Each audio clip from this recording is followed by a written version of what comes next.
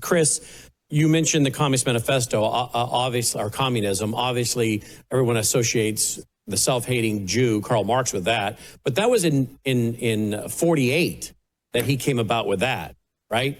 And yet we have the Protestants using the phrase the Jesuits using the phrase social justice in 40. So 43. Yeah. So you've got really social justice was created by the Jesuits and being used before Karl Marx was using it. So I would say the founders of mainstreaming communist thought. I mean, I guess you could go all the way back to Plato, et cetera. But the Jesuits were doing this before Karl Marx was out. So with his manifesto, at least in print.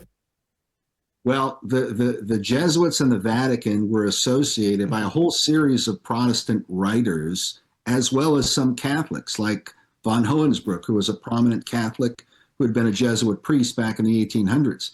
And he said that the Jesuits were behind socialism in Germany in the 1800s. You had people like J.A. Wiley, you had Otto von Bismarck, the great Protestant leader of Germany, and many others who repeatedly associated Rome with the development of socialism and communism.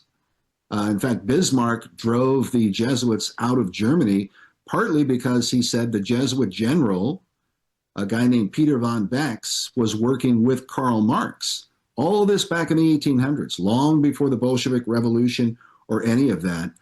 The Vatican and the Jesuit order were being blamed for the development of communism and socialism back in the 1800s by both Protestant and Catholic sources. That's what's very interesting about it. But that history has been pretty much wiped away from our history books today. Mm-hmm.